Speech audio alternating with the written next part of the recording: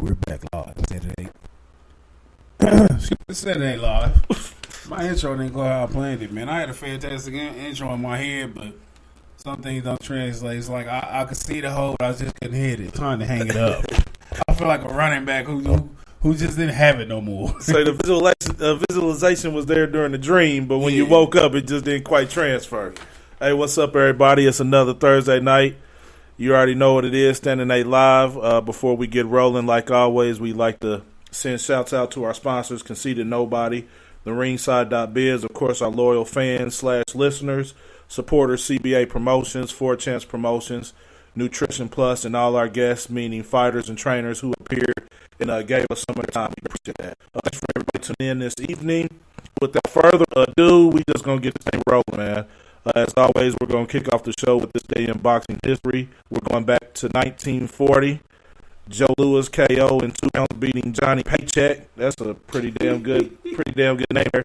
In New York City, retaining his heavyweight title. The Brown Bomber competed from 1934 to 1951. Reigned heavyweight champ from 1937 to 1949, which is the longest stretch of a heavyweight titleist. He ended his career with a record of 66 wins, only 3 losses with 52 KOs. Those 3 losses, one of them was to Max Schmeling, the other was to Ezzard Charles, and then his last fight, he lost to Rocky Marciano. The Rocky Marciano fight for me was more a tale of Joe Louis being way past his prime and things of that nature. I mean, nothing to take away from Marciano, who's also, of course, a Hall of Famer and things of that nature, but he didn't fight the true Brown Bomber to me. I agree totally, and I'll take away from Marciano based on that fact. And not Marciano himself as a fighter. He's got in fault with who was in front of him, but people who like to place Marciano as this incredible fighter who beat Joe Louis. Right. We know he didn't beat the Bronze Bomber that went through the bum of the week tour, month tour, where he was just destroying all kinds of competition, where he was just out there murdering people. But Marciano was all right, a great fighter, but back to the Brown Bomber. He was a part of some incredible fights in his career, and like 2 that stand out to me was the Max Schmeling fights. Absolutely. The win and the loss. It's crazy because the climate in the world then was where they was trying to create the dichotomy between the Nazis and the Allies. Like, that's basically the good and evil. That's how they tried to portray during those war times, yeah. And it's crazy because Joe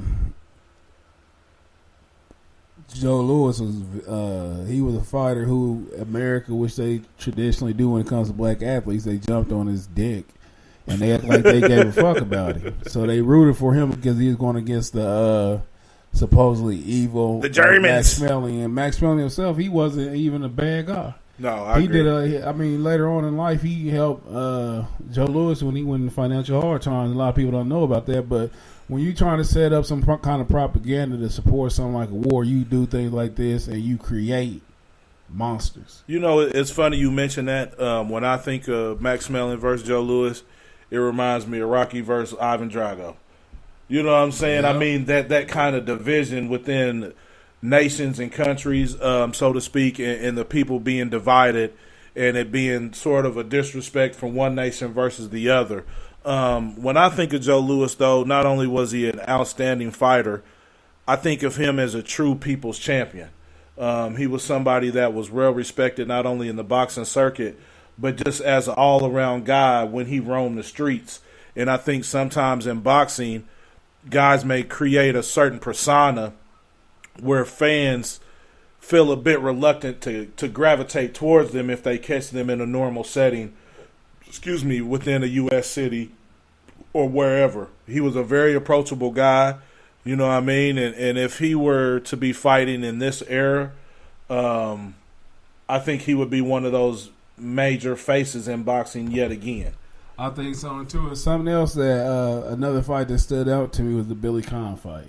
Most of these fights, of course, we weren't alive and thought about. Right, you have to dig down in the history. And I remember I read a biography of Joe Louis, which gave me a little bit of insight to his character. I can't remember like everything that was going in, but one of the famous quotes that transpired between him and Billy Conn, who was a great light heavyweight at the time, that he was overachieving that fight. And he was, they said, beating him for like the first 12 rounds before Joe Louis caught him being lazy and knocked him out.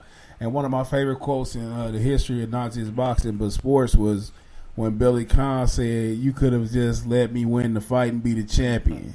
And Joe Louis responded something to the sort of, "I'll let you hold the belt for 12 rounds and you couldn't keep it." That's what's up. I like stories like that and the wit of these fighters, because sometimes we look at them as just fighters. And we don't understand that they have personality behind just being a fighter. And I remember when I went to Washington, D.C. in the 8th grade, we went to Arlington Cemetery, and I got to see Joe Louis' grave. He's interred at the Arlington National Cemetery. He served. And they go on his grave, they have like bronze boxing gloves on, on the tombstone or whatever. But that was just something like, I probably hadn't thought about that since back in those days. But another thing, which is the flip side and the sad side of boxing, and why I think it should be some sort of union that helps with a pension to boxers who fight for a certain period of time. Like what the NBA's done, where if you play 3 years, you got a lifetime check. Right, yeah. Joe Louis fell in like a lot of financial hardships when he finished boxing, and it led to things like drug abuse, schizophrenia, paranoia, where I think it was Frank Sinatra. Either if this wasn't him, Sinatra helped him. They helped him get a job in Vegas as a greeter or something. Yeah. And you have to understand, like at one moment, this was the king of the world, where the United States was lauding him as this patriot who was going to help bring down the Nazi regime.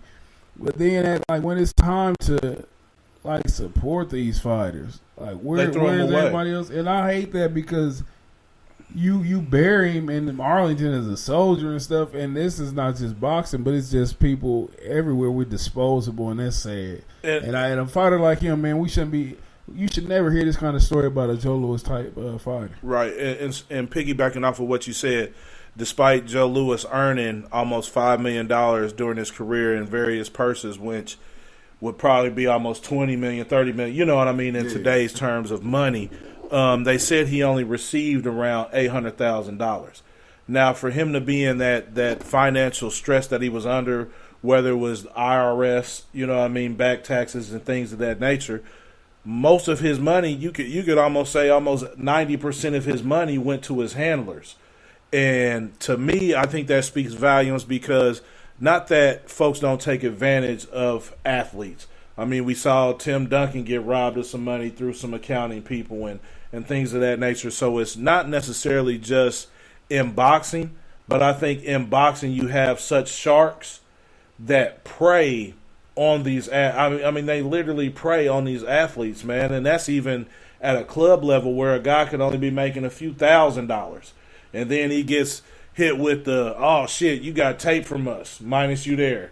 Oh, you got a ride in our car, minus you there." I mean, you end up fighting literally just for minimum wage, so to speak. I mean, you almost might as well be working at IHOP, you know what I'm saying, getting that $4 an hour and then working for tips. I mean, it's very sad to say. And also for me, I have a problem with the fact of, if he only retained $800,000, how the fuck did he have that high of an IRS bill? You know what I mean? If his money was going out and being divided amongst the many hands in his career, then I don't really understand how he could have been in such financial debt, because obviously he didn't have the money. Pay anything. I mean, okay, and I get that, but sometimes with the IRS and shit, they make guesstimations. You know what I mean? So if you might have missed filing the tax on this particular time and this and that, they will guesstimate. Versus really, if you look at the records, if this man only retained $800,000 over almost 20-year career, get the fuck out of here, man. Right. I shouldn't owe you shit. You know, you need to go holler at the folks that was picking off of me. You know what I'm saying? Because he was living off a bare minimum. If you stretch that $800,000 out over his career and the magnitude of fights he had. That's how much he made over career, $800,000. That's what they said. What year did he retire? 51. 51. 51. And it's crazy because somebody in his fighters, like, 50, 60 years later who suffer from the same thing. If you can't learn from this, if you don't know how to go make a little nest egg for yourself, put something away when you see an all-time great fighter like this succumb to these pitfalls of finance, that's how come it's important not to just study the physical aspects, the training camp of hitting a heavy bag, working the speed bag, jumping rope and running, doing road work. You should also study the finances that's attached to this game. I mean, I agree with that, but I think that's what I'm saying. There's so many dark corners in boxing when you outside of the ring that retention is hard. You know what I'm saying? And I understand about spending. I'm talking about today's fighters should learn from that. I mean, I agree. 6 years later, we shouldn't hear this story. I agree, but what I'm saying is you still have those sharks out there preying on these guys. You know what I'm saying? And it is what it is. And I understand about educating yourself, but sometimes you'll see a guy sign a contract with a promoter.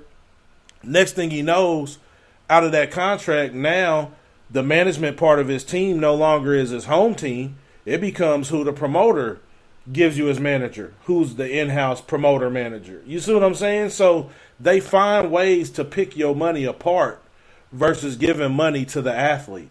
You know what I mean? And that's why, to me, baseball stands out.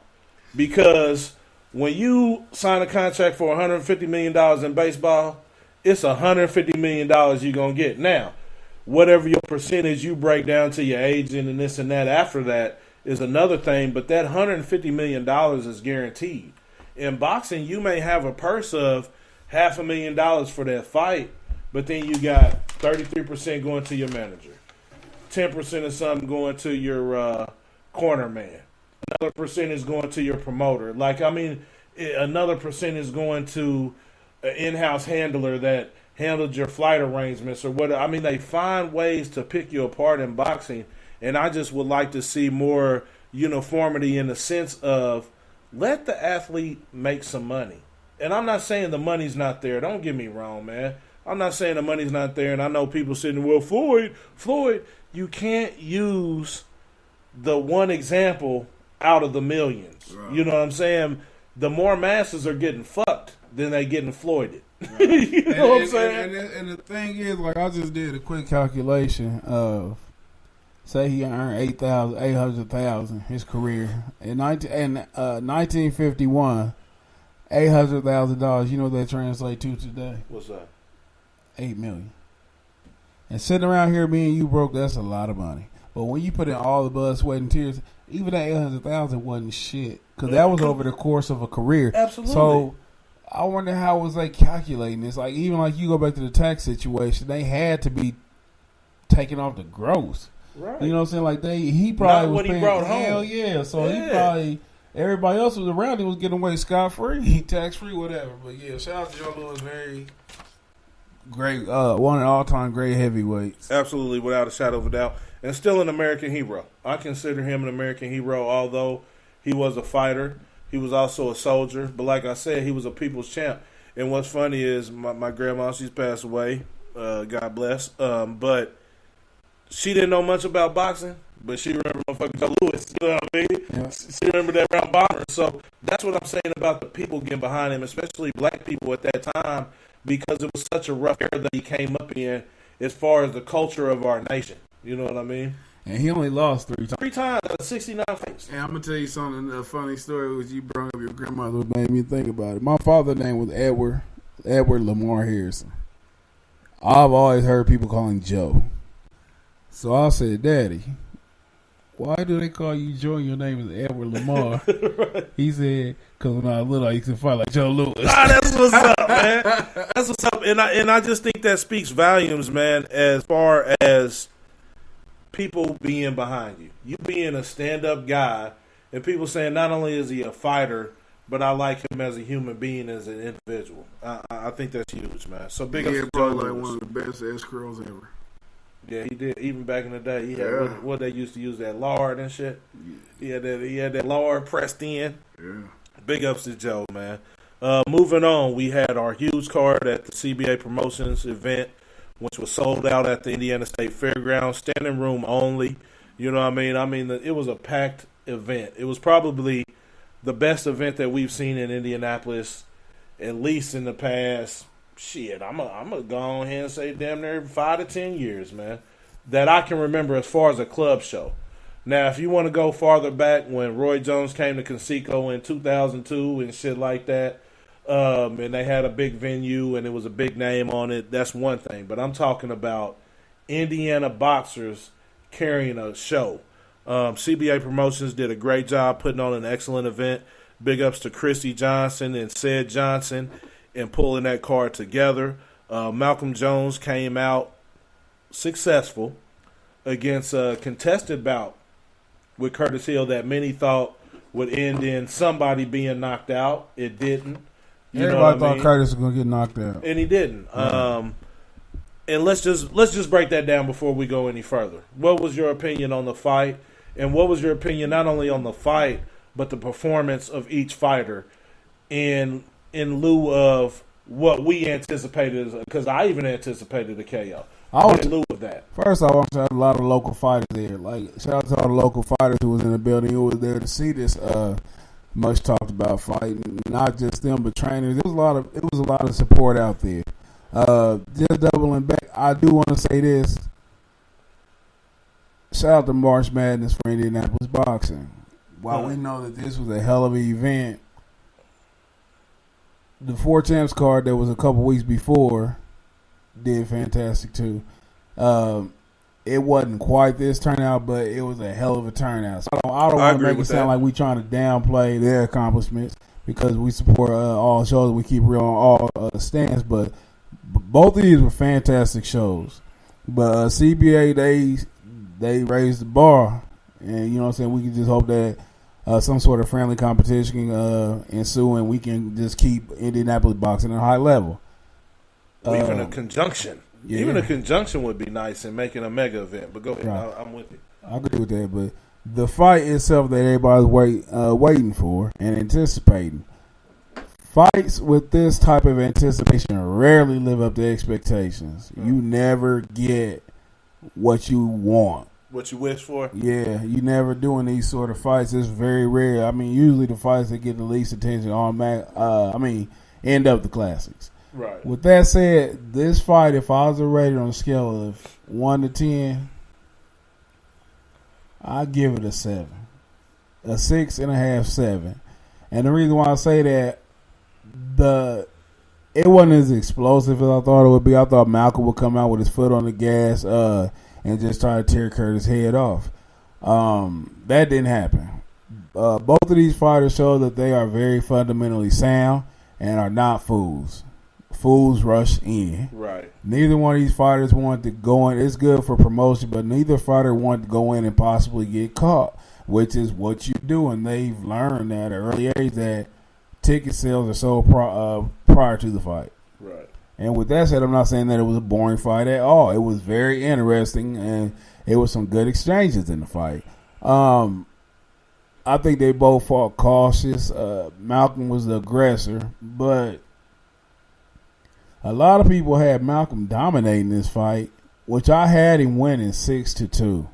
But it wasn't like he dominated every round. It was some good competitive fights, some good exchanges. And I think the biggest difference in the fight was Malcolm's body work. Malcolm went to the body a whole lot more than I thought he would. I don't know if they saw something in training camp where they know each other, so maybe he's seen something in Curtis that he could attack, but he went to the body a lot. And while I'm watching the fight, I'm being critical at the same time. 'Cause I'm like, Malcolm is getting some fantastic openings, but it seems like he's not putting too much on those shots. It seems like he's turning his punches over. I'm on the outside of the ring. It may be different inside, but from what I can see, it seemed like he just wasn't getting that full pop. Curtis looked real strong physically. I kind of thought that perhaps that Malcolm would come in on some bully shit, but Curtis wasn't having that. Right. I think Curtis was a little bit more cautious than he. Like, if he has a chance to go back and watch the film, I think he will feel like he should have been more aggressive. Took some more chances, you Took think? a lot more chances. I think he gave Malcolm too much respect. But it was a large consensus that Curtis was scared, which I didn't sense that. See? Go ahead. I'm sorry. Not to cut you off. two things I want to point out. First of all, respect.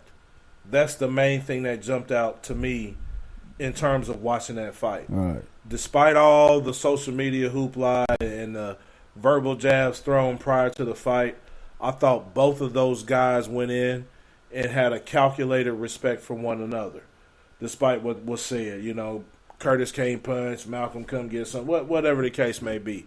Secondly, I thought both guys fought not to get knocked out. I agree with that. 1,000%. You know what I'm saying? 1,000%. So with that being said, I thought both guys had some openings where you would have liked to have seen a little more pressure and maybe a 3-punch combination versus a 1-2 relax and change angles.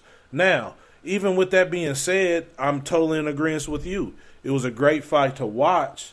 You know what I'm saying? But I anticipated a bit more action. Not that it was a boring fight, but a bit more action in the sense of breaking their opponent down with pressure and pressure punching.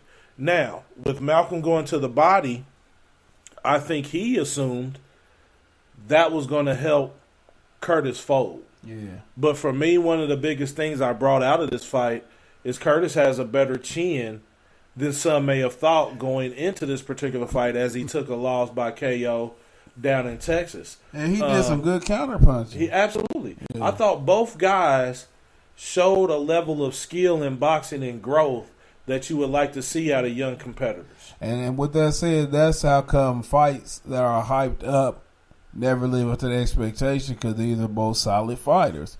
Fighters who know how not to get hit at particular times when they're on their A game. When they focus in, these aren't two fighters that's just going to sit here and take unwarranted punches. Absolutely. So it was a good sell to get the casual fan. They wasn't disappointed. The crowd by far was not disappointed. They were really lively. Everybody enjoyed it. Everybody enjoyed the fight.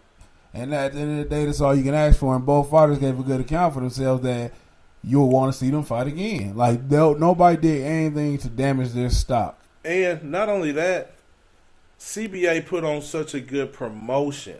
Totally. And when I say promotion, fans, I'm meaning not only was the venue right, the food was right. You know what I mean? The catering was right. The VIP section was right. I mean, everything was top notch, especially when you mention a club level show. And when I say club level, I'm not saying that to say it in a demeaning manner. You know what I mean? I'm just meaning to say it's not an HBO top ranked card that's got this TV licensing money behind it. You know what I'm saying? So that was a beautiful thing for me. Moving on to one of the co-main events of the evening, or the co-main event of the evening, we had heavyweights Willie Jake Jr. defeating James Shorter, also via decision, which was another fight that I thought would end in KO. And Willie Jake coming out on top, winning the Indiana State title on a majority decision. Once again, I thought there was a mutual respect between those gentlemen. And James Shorter was a guy coming off some, MMA action, fighting, which may have added some, I won't say damage, but at least mileage to him. You know what I'm saying? Coming into this fight. And then you have Willie Jake, who just had something to prove. I feel like Willie Jake fights with something to prove because there's always seems to be a lot of criticism when he steps into the ring. What was your particular opinion on this bout? It was like watching John Ruiz fight John Ruiz. This was an extremely boring fight that Willie clearly won. I'm going to tell you something, man. Willie showed athleticism that you don't think he got. Right back, I'm doing my show, bro. Is there a problem? And we are standing live. Willie Sorry, showed a lot of athleticism that you wouldn't expect him to have. When I say this, at times in the fight, Willie was bending at the waist like Pernell Whitaker. Willie's like a welterweight heavyweight. The way he maneuvers sometimes. So do you feel it was too much? Nah, too much movement? I think their styles didn't clash right. Okay. I don't think their styles meshed. Willie a pretty good counterpuncher.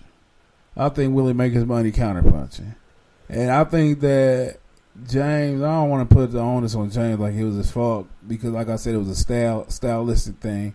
I don't think he was the proper aggressive fighter where Willie could shine, which what we were looking for in the hometown crowd.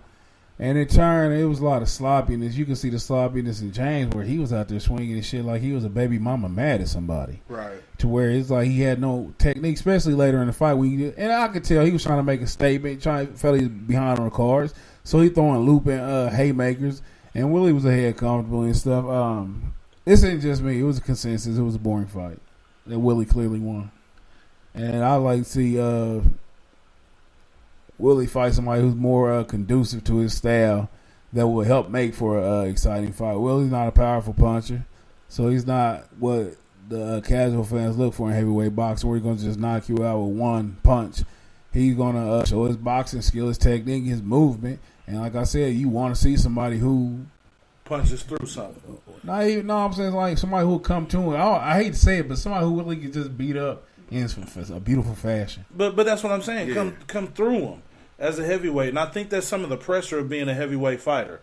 Because not only this particular era right now, when we watch a Wilder or a Joshua and people that are racking up knockouts. You know what I'm saying? Yeah. You go back to Tyson, racking up knockouts. You know what I mean? I think that's almost the expectation of a heavyweight bout. You know what I mean? People are expecting a big punch to end the night. I think Willie is a crafty fighter. I'm not sure if the heavyweight fit is truly his fit because of the way in his style of fighting. You know what I'm saying? I'm not disagreeing with you, but his style of fighting might be more conducive to fight at cruiser. I agree with you. You know what I mean? When she'll put him right at that 200-pound limit. For me, this fight, I thought Shorter, as much as he said he was going to bring the storm, didn't really put Willie in any kind of uncomfortable position. So when you don't put a fighter in an uncomfortable position and make them come out of whatever their particular game plan is, you're going to get what they give. Right. And I thought Willie fought what he wanted to fight. James Shorter did nothing to me to change the pace or change the direction of the fight and the outcome that was happening in the fight. Willie worked behind his jab. He countered. He moved. He was slicker, if that's even a word, slicker. Whatever. It is now. But he moved and he did what Willie wanted to do, not what James wanted him to do. Right. And I think that was sort of the difference in the complexion of the fight. And I think we saw a disparity in skills in this fight. Yeah. Willie was a more fundamentally sound fighter, and it showed. And he did what he had to do to get the victory. Absolutely. Can't agree more. And to it's finish, all the James, no shit, no shame in the game. He was, and like he gave an interview, he let you know he didn't have a grievance. He was a stand-up guy. He lived up to his name as the gentleman, and he didn't cry. Right, he did his thing. And big ups to the other winners of the evening. Pablo Sanchez was successful in his bout. Austin Manning was successful in his bout. Tony Mahomes as well got a victory, along with Caleb Chesternut, who was a guy I believe was out of Michigan, who we both liked as far as his movement and flash in the ring. Who was this? Caleb. He was a pretty good fighter. Chesternut. Yeah, he had a lot of good movement, and he fought with accuracy and speed, which is something you like to see in a combination within a fight. I'm not saying he fought motherfucking a world titleist, but it was what it was. He did what he needed to do, and I liked his movement. I liked his athleticism, and I think he was pretty impressive from what I saw. You know what I mean? Moving on. Locally, we have a card coming up April 6th at the Tyndall Armory featuring Brandon Johnson versus Jade Ely for the NABC Cruiserweight title. This is a card being promoted by Chin Check Promotions. This card will also feature Malcolm Jones. I'm not sure who Malcolm Jones is facing at this particular moment. Those details haven't been let out to the public at this time. But I do know tickets are still available, and you may get them by contacting I damn near did it to y'all, Chin Check, and said 4 Chance Promotions. Anyway, Chin Check Promotions at 317-986-1130, or by getting on the Eventbrite.com website and purchasing your tickets. We would like to wish Brandon Johnson, Malcolm Jones, all our local guys the best of luck. And not only that, but give Chin Check Promotions a welcoming party. You know what I'm saying? Yeah. We would like to cover your event. We haven't heard from your team yet, but call us. Call us if you want us in the building. You know what I mean? We wouldn't mind covering the action. But big ups for all the guys who will be fighting, not this weekend, but the next weekend to come. Local fans, if you want to see good boxing action, and the Tyndall Armory is an excellent venue. There's not a bad seat in the house, whether you're up on the balcony or you're down on the floor. It goes down. And I just wonder, I wonder how Malcolm's going to get up for this fight. It was a lot of personal things going into the Hill fight that got him up for it. I wonder if he'll have a letdown, if he'll continue the momentum that he had in this fight. I know one thing is for certain.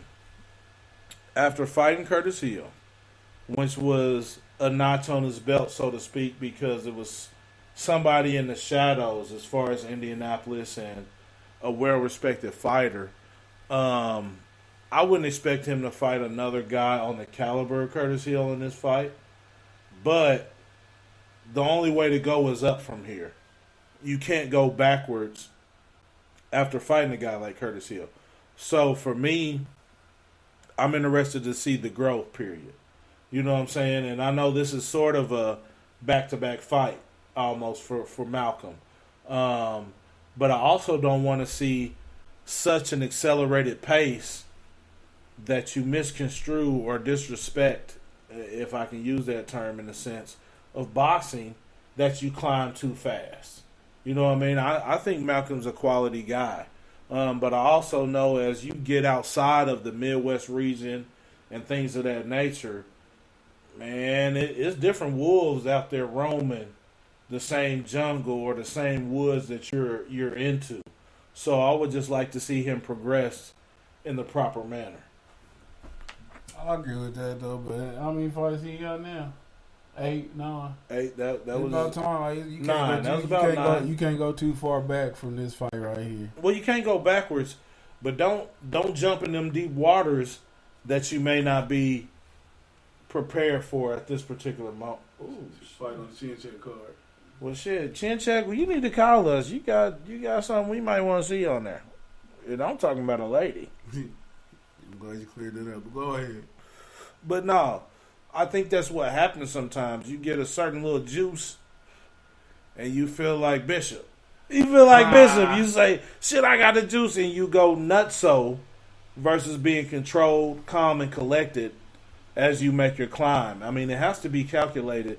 The light heavyweight division, as far as on a nation or a country of the United States, is something that's deep. I mean, if you look, whether it be prospect or champions, you know what I mean, it's a deep division. So you have to be careful of those waters you jump into with your paddle or your motherfucking... all right, Mr. Analogy. Or your paddle or your lifeguard shit. You know what I'm saying? Yeah. Next up, we got Danny Jacobs versus John Doe. Saluki. Masaya Saluki has been approved as a final eliminator for the WBA middleweight title. This fight will take place April 28th at the Barclays Center. Air on HBO. And the reason this was interesting to me is because that WBA title belongs to Golovkin, if I'm not mistaken, Triple G. Now, not to allude to some of the other topics as we go down, because of course the Triple G Canelo thing is a topic. The question I pose to you is, I assume, I'm making the assumption, Danny Jacobs gets through this particular fight. He faced Triple G before, and I thought he did a damn good job in that fight. I thought it was a closer fight than the cards may have alluded to. But where do you see Danny Jacobs falling in the midst of the middleweight title list or the middleweight division? Where do you see Danny Jacobs right now? Danny Jacobs is the second best middleweight in the world right now. Second only to Triple G. Their first fight was competitive, and it could have went either way in my book too. Should he get past his opponent, who is an undefeated fighter, 26 and old? Should he get past him, I think that he should be immediately in the mix to face Triple G in a rematch. It's the only other fight. Well, not the only other fight, because a lot of people like to see Saunders fight either one of these guys. But what about the Charlo mix-up? I like to see it, but there ain't nobody else. We would like to see. I'm talking. When I'm saying, I'm talking about like just the people in general. The money. Okay, I got you. The money fight. The money fight is him and Triple G. I love seeing him fight Charlo. I like to see Charlo fight any of the top heavyweights. But as far as the Danny Jacobs, should he win this fight? I don't think Triple G has anywhere to go outside of him and Saunders. Okay. I'm going to come back to this, and I'm going to just leave this alone. Danny Jacobs is quality. He has punching power. He can get slick if he needs to. You know what I mean? But most importantly, he's a cerebral fighter. Yeah, he has confidence. You're not gonna come in against Danny Jacobs and bully him. You know what I mean? Whether you Triple G or anybody else. Like I said, I'm gonna come back to this as we get to this Canelo topic once we roll on. I think Danny Jacobs cruises through this Selecki fight. And when I say cruise, I don't necessarily mean knock him out. I'm just saying be convincingly victorious. I have no idea what type of fighter this opponent is. I'm hoping it's an European. I don't. Robot. He does what he does. I'm thinking any fighter who comes at Danny Jacobs like with any sort of aggression to where they're not being slick have a high chance of being knocked out. And I hope that this is that kind of fight because I'm being very casual. I need to see knockouts. Okay. I need to see concussions. I need to see. I hope he's okay. They say call his mom. Yeah. Make sure everything's right. That's what's up. Next up, we have IBF Super Middleweight rematch between the current champion, Caleb Traw, or Truax, how some people pronounce his name, against James DeGale. April 7th on Showtime. Do you expect a different outcome this second time around? And meaning not that Caleb transforms himself into a different fighter the second time around, but that James DeGale does some different things to be successful versus being dominated the second time around. I don't know. We may have seen who James DeGale is. He blamed. I hate for a fighter to say that they weren't themselves when they lose a fight. What the fuck does that mean? I have no idea. He's saying that he didn't basically prepare for this fight. Which, if you had a mentality of a champion, you treat contenders, you treat everyone like they're the champion. And I don't think he has the mental capacity to be a high-level fighter. And I honestly don't know what happened. Caleb Traw, what you say? What you call him? Fuck what they Caleb Traw. Caleb Traw, that's why he's calling too. Caleb Traw. But them motherfuckers on TV be like, Truax. He's always been a gritty fighter who's always treated every fight like it was a championship fight and then finally paid off for him.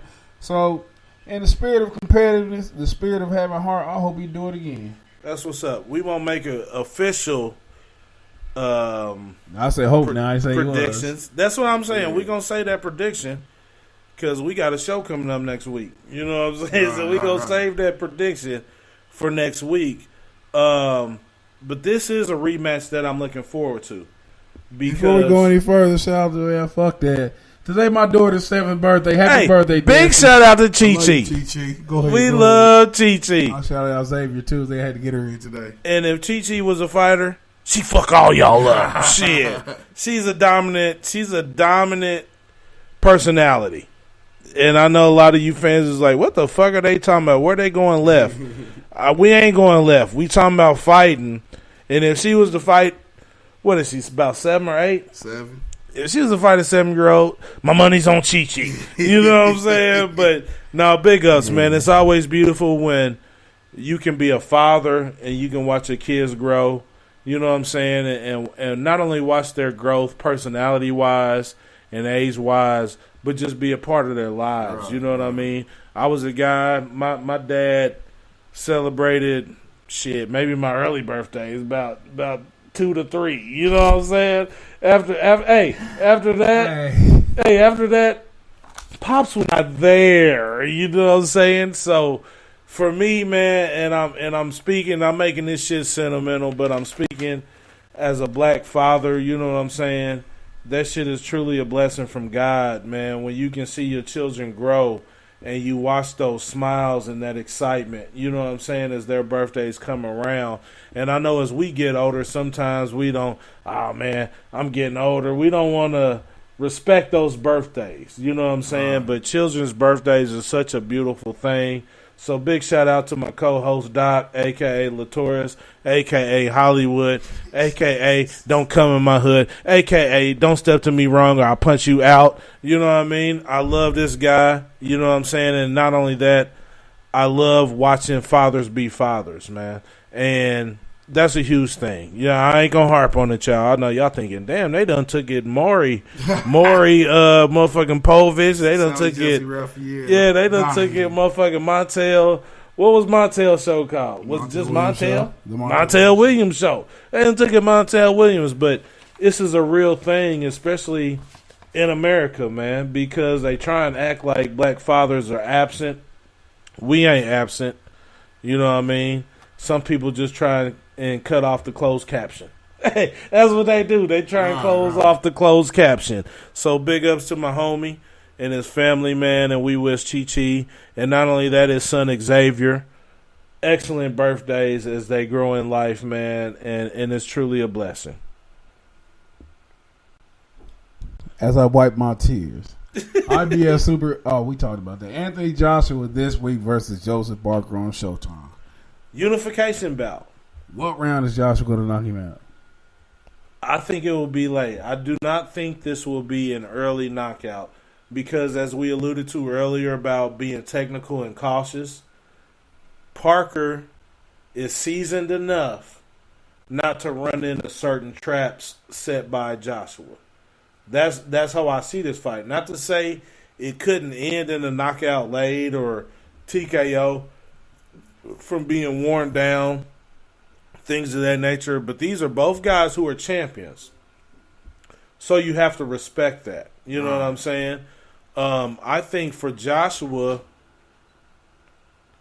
I don't want to say he's in cruise control, but I want to say he feels in control as far as not only this match, but whatever match may follow. You know what I mean? I think Eddie Hearn has him in the perspective of he's the top of the heap. You know what I'm saying? And everybody else is a creep. And I'm glad that you said that, man, because that's what it seemed like to me based off a statement that Joshua made now, which he said he's on top of the hill and everybody gunning for him.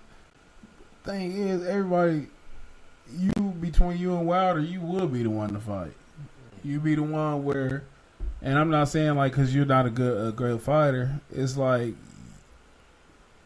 you're safer. You ain't got to worry about the unknown. You know what I'm saying? If I walk down this street, I know where the bully's at. If I walk down that alley, he could pop up anywhere for swing with anything. Right. So when you're the champion, which you take nothing away from him, but I don't know, man. I think Hearn is lightweight ruining Joshua. I think you use the term ruining. I'm going to go ahead and use this term, guarding him. And that's what some promoters / managers, because sometimes they wear both hats, whether they want to admit it or not, via commission rules or da-da-da-da-da. You know what I mean? The thing for me is, after this fight, Joshua Wilder needs to happen. Period. Right. If Joshua is successful, Joshua Wilder needs to happen. It does not need to be ducked around. They telling Wilder, okay, well, Wilder, you need to face the winner of Dylan White, who we're going to touch on, knocking out Lucas Brown a little right after this. But they're trying to set up certain traps and or expectations for him to get the Joshua fight like he's not worthy enough. And I'm going to use the term worthy because not only is he a heavyweight champion, meaning Wilder, he has a following, he has a base, and if you the top of the hill, you mow all that grass down. Right. You don't say, I pick one side of the hill to go down and I'm going to crush everybody. That other side of the hill I don't have to worry about. You know what I'm saying?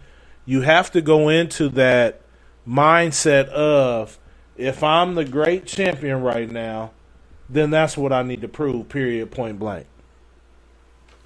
I agree with that 100%. I'm taking Joshua in round 6. Ooh, you got him 6. I'm going to say it has to be 8 or 9 for me. Because unless Parker comes in and takes reckless chances, Parker will be able to survive. Now, I didn't say dominate. Yeah. I said survive those early rounds and get into the middle of the fight and go towards that just before what they call them championships round. You know what I mean? 10, 11, 12. I'm going to call it just before those championship rounds. But I think Parker will be calculated enough not to take certain risks early to make it a quick night. I agree with that. So we'll see what happened in that fight. Moving on to more heavyweight action. Dylan White KO with Lucas Brown this past Saturday in London in round 6. I didn't see this fight. I saw the knockout. Did you? Yeah. Yeah. On a replay. I had to catch it on a replay because we was at that CBA. Yep. You know what I mean? But, hey, you heard that gas. I'm not sure a recycled Dylan White, and they're trying to tell Wilder, Wilder was saying knock out Victor Ortiz, not Victor Ortiz, Luis Ortiz. But you have all these different battle rams from the heavyweight division. Knock out this guy, I fight you. You don't fight him, I won't fight you. Fuck stipulations. You know what I mean? Unify that heavyweight nation. That's what I say. And once again, I will vote for Wilder being worthy of an Anthony Joshua fight, man. You can't keep taking him through. That Dylan White about to end up being Wilder's mandatory, though. That's what I think is going to happen. Well, if that happens, then you have to go through that step. Right. But another promoter shouldn't have to tell me what my next step is as a heavyweight champion. That's some bullshit. I agree 100% with that. That's how I look at it. Canelo suspended until commission meeting April the 10th. Refunds being offered and given for the tickets sold. But this is to the MGM hotels, right? This is the T-Mobile people. Okay. Now, I'm not sure if it's a point of purchase. You know what I'm saying? But bottom line is, they're already offering people refunds. Yeah. That speaks volumes to me because this fight was selling at such a quick volume. You know what I mean? Now, either somebody knows something on the inside of this Las Vegas meeting that's supposed to happen, which me and you have discussed via text and otherwise. April 10th and a bullshit suspension, and I get it, you're suspending until the meeting can happen, but that almost seems fraudulent because we know if any other fighter had 2 dirty tests, fight's off. It's not happening. It's a problem. He's cheating. Whatever term you want to use, it's not happening.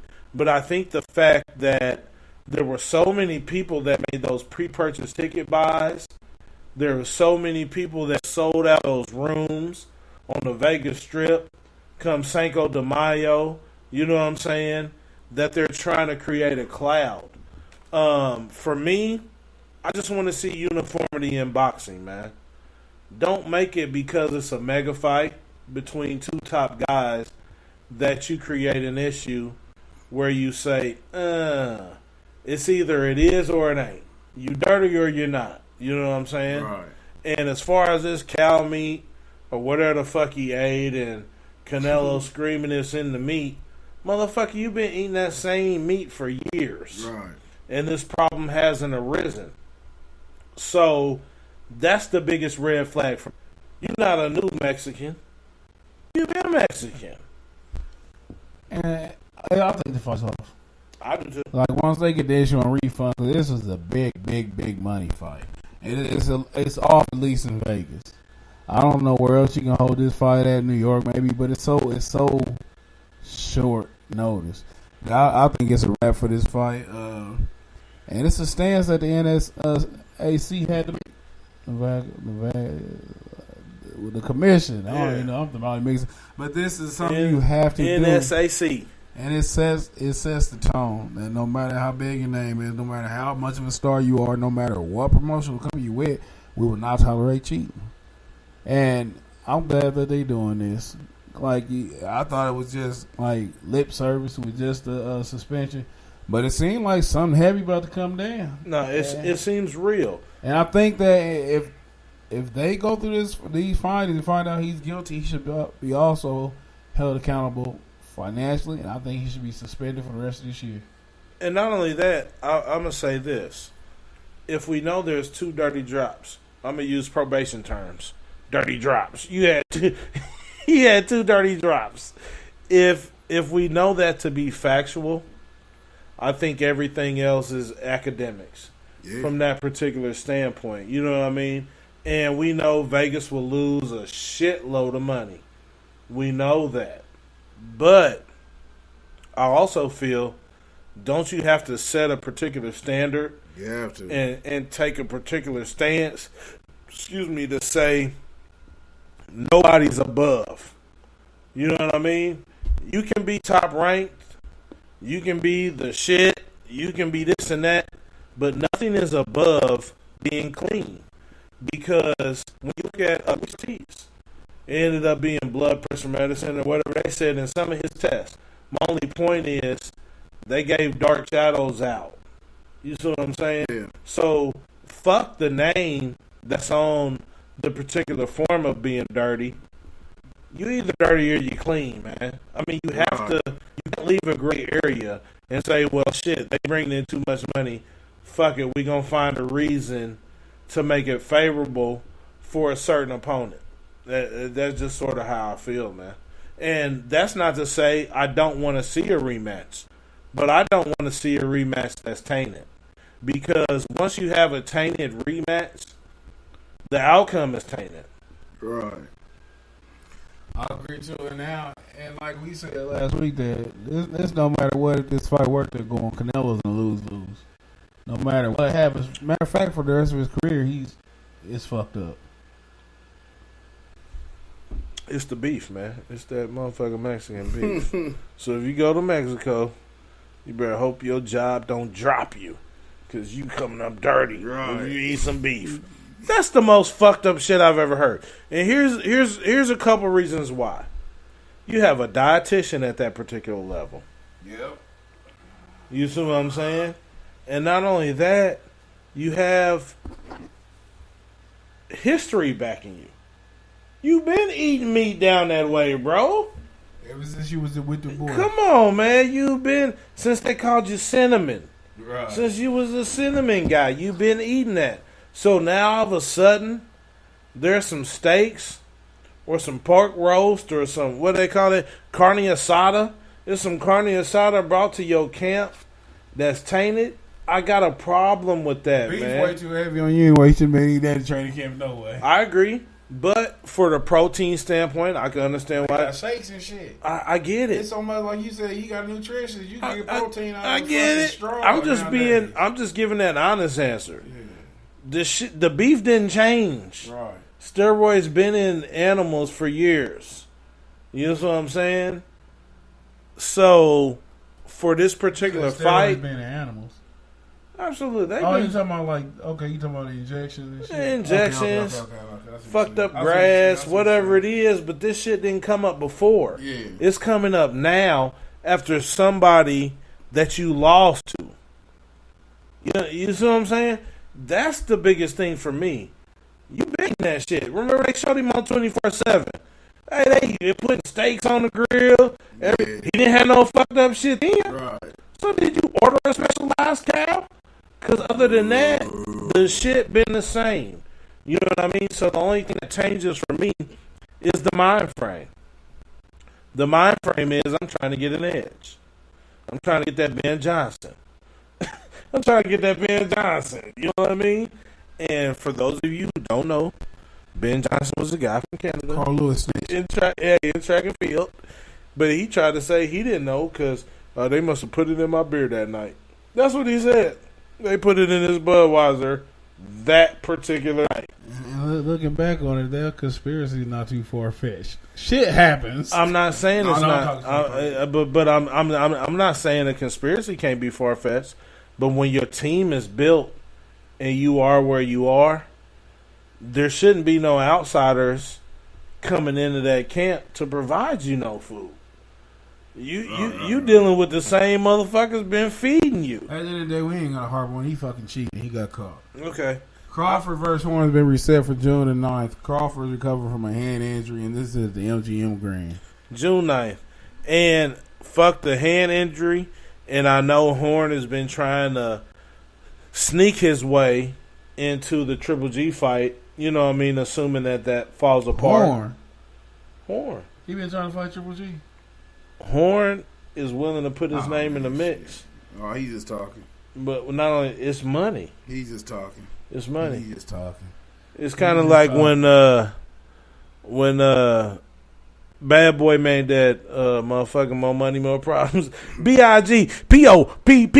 No info for the DEA. Like shit, he ready for some money. You know what I'm saying? He's just talking. He's ready for money. But I feel like if he fought too, but I'm not about to fight a grizzly bear. If he fought Triple G, if he fought TC, it's a problem. He realizes it's a problem. That's how I look at it. I just look at you. Yeah, he just gravitating towards some money.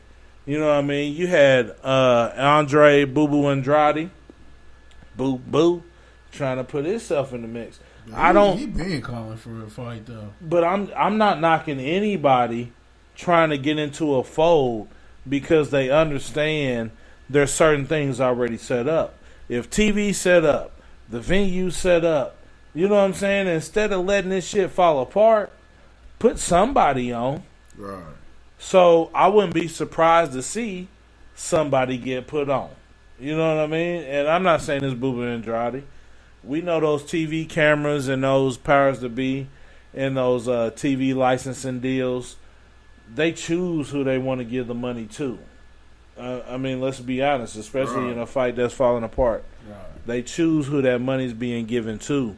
So I don't knock any of those guys, but I do feel like the Canelo Triple G thing is falling apart like a bad taco. It's a bad look. Like I hate that it's happening like this, but fuck Oscar De La Hoya. He's getting everything he deserves, and I'll say this because all he do is fucking hate. All he do is hate. He don't have no fighters on his roster. This was his golden egg. This was his This was his lifeline to relevancy in the boxing world. Golden Boy, like you can't. Who else? Linares. They done fed him the top rank to motherfucking Lamotra. Yeah. I said Lamotra. Machinko. I damn near gave him a new name, Lamotra. I'm sad for boxing fans who really want to see this fight, but hey, Oscar, if you need a job, I know a couple women who have some fish net and some high heels and some coke that you can earn. Right. But anyway, on a lighter note, again, shout out to the fighters who took part in last week's fantastic card, and shout out to everybody who got events coming up. Anybody familiar with Chin Tech Promotions, wave them our way. Tell them it's a tax you got to pay to do business here in Indianapolis. You got to pay a tribute. No, but shout out. We love to get y'all on here, talk about y'all fighting, what y'all got going on. We want to shout out to all our people who've been rocking with us since day one. It's always a pleasure to talk to y'all. We appreciate. When we was at the fight last week, man, people was over there staring at us, shit like we'd get broadcasted on ESPN, and one lady was staring down my throat. I think she likes you. I think so too, and I couldn't blame her. Hey, like that motherfucking old school song. Who was the White Tees group? Boy, I think she liked me. Like, I damn near wanted to see you dance because she was on you. And that's the beauty of it, man. But most importantly, we love boxing. Here at Saturday Night Live, we love boxing. So don't feel like you're too big or too small to give us a call. Straight up. And You know what I'm saying? I'll share it on there. Oh boy, I went on there a little side. They got some nice prospects. Oh, So I absolutely. doubt back just a bit. They got a lot of nice prospects. I mean, but it's an outfit. Yeah. It's a major outfit. And boxing is run like a mafia, whether we want to admit it or not. You know what I'm saying? You got 5 families out there. Top team, PDC. You know what I'm saying? You got Lou DiBella. You know what I'm saying? You have a 5 family mafia. You know what I'm saying? And if you can fit within that fold, it's good things to come for you if you understand how to move. I think some boxers, like we alluded to with Joe Louis, man, fall down. If you don't know how to move and you have a bad team behind you, you end up in bad situations. And that's just about boxing, man. It's a great sport. You know what I mean? Unlike basketball, football, they do whatever they want to try and do to you. But boxing, man, is truly built on them toilet paper contracts, man. And I hate to say it like that, but you can get caught up in some bullshit when you should be wiping your ass with it and flushing it down the toilet. Right. You there look at me like, oh, well, shit, that was different. I know it was different, but it's truthful, bro. You know what I mean? It's different shit, man. It wasn't nothing but true. We'll wrap this up. Absolutely. Shout out to everybody. Shout out to Jason, who always consistently rock with us. Jason need to come to Indianapolis, Jason bro. really We got you, man. Fuck that. Jason's our new co-host. Come to Indianapolis, Jason. Come to Indianapolis for a show. We gonna take you in like Airbnb. You got a place to stay. You know what I mean? AKA a place to lay. And you gonna get to the show. You know what I mean? But we would love to have you, man, because you are truly not only a local listener and you do your thing. Faithful listener. I'm gonna call him local because he does our shit. But not only that, you know what I'm saying? You are a boxing enthusiast, and those folks are hard to find. You got folks that jump on for certain reasons. You jump on because you love boxing, man. Big up to you, brother. He said come to Vegas. Well, shit, do you live in Vegas? Because we going to come to Vegas and stay at your house there. That's what we do. I was just down on online. I'm about to try to buy tickets to the Canelo fight. I know like $10. Hey, you going to go out there and they going to give you your money back. They going to say, Doc, look, this is a different fight tonight. You can get into the fights for $15. You going to get to a Vegas next month, though. What? Oh, shit. We need to plug you with Jeff. Jeff, if you ain't listening, I'm going out to Mayweather Gym. either way, I'm hitting you up. Jeff, you need to hook my mans up. You know what I mean? Let him come. Pause. Hey, we about to get up out of here. Damn, right there. He's like, balls. Nope, that ain't happening. You ain't pimping me. Hey, Jeff, we gonna link y'all up. Let me put it that way. We link you up, man. Jeff, we gonna need you in Vegas. One of my guys out there doing his thing. He always rolls with his camera, and we gonna do it like that. We'll see y'all next week. We will be recapping the Joshua fight and talk to you about more going on the local scene. See y'all next week. This has been Standing Live. Tick.